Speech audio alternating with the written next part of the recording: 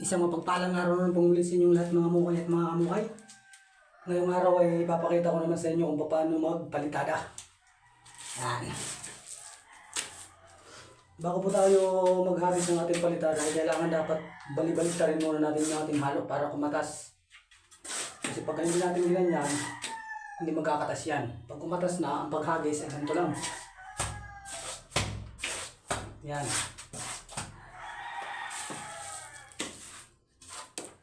Ganun ulit, balik ta rin.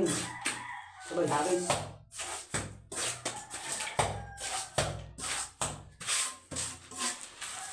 Ganun lang mga mukay at mga kamukay.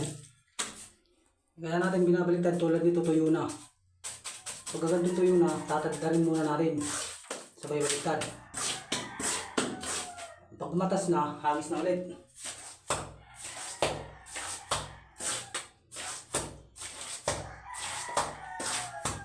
Yan, ganun lang mga mukay at mga kamukay. Ang isang paraan naman ng paghahagis mga mukay at mga kamukay, pwedeng pabaliktad yung kutsara mo ganito. Iba sa ganito, iba ito. Ibang gantong paghawak kasi mayroon dalawang paghawak ng kutsara mga mukay at mga kamukay. Ito yung una, ito yung mas madali. Pero nakadepende sa area nyo yan. Mayroon kasing mga area na kailangan nyo talagang baliktarin itong yung kutsara tulad nito. Ganyan lang yan mga mukay at mga kamukay.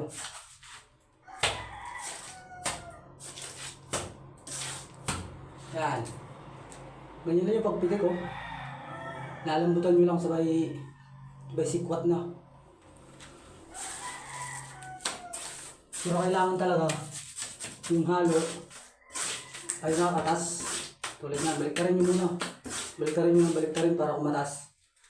Pagka kumatas na, sabay hagis.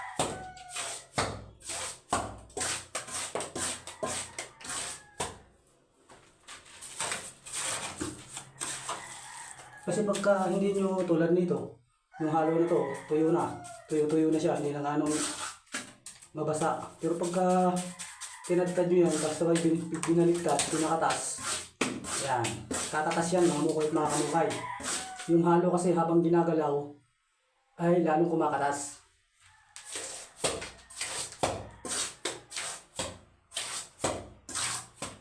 Yan.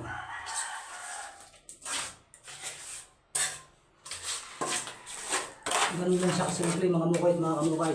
Lalong-lalo na yan sa mga baguhan natin dyan na gustong tutong magmason. Dapat alam nyo ang dalawang paghawak ng palita. Ito yung isa. At ito naman yung pangalawa.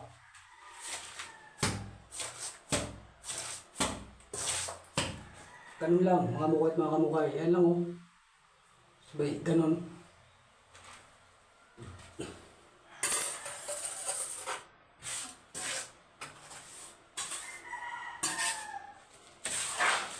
Shout out nga po pala sa mga master natin mason dyan. Ang video po natin na to ay para lamang po dun sa mga baguhan na gustong mag-aral, gustong matuto ng paghahagis ng halo. Gustong matuto ng palitada.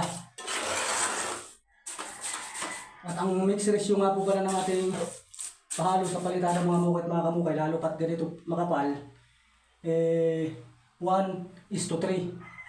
Ayan. 3 simento sa isang buhangin. Ay, mali pala. Baliktad ako ron 3 buhangin sa isang simento. Sorry. Ayan. Ano lang oh. Kailangan talaga dapat pakatasin. Ganito lang pagpakatas oh. Yan, diba? Kumatas na. Pagka kumatas na, alam na. Oh, may hagis. Oh. Diba? Konting kalaman nga rin po pala, pag ganito mga kapal, huwag na huwag din yung a-apply ng kiskis pahid. Yung gano'n, yung kiskis pahid kung tawagin. Huwag na huwag din yung a-applyan pag ganito mga kapal. Kailangan talaga, palitadahan nyo, kailangan talaga nakapitik yan. Kasi pag kiskis pahid, hindi lahat ay dumidikit. Mayroong area na hindi nakadikit. Kaya yun yung kakapak mga mukoy at mga kamukay. At yun, sana'y nakapagbigay na naman tayo ng bagong kalaman mga mukoy at mga kamukay. Pasensya na, nakahubad ako. Nandito ako sa loob ng CR eh. Napakalinsangan. Grabe yung pawis ko. Pasensya na sa ano ko. At nakahubad nga. Yun, hanggang dito na lang. Maraming salamat sa inyong panonood. Bye-bye!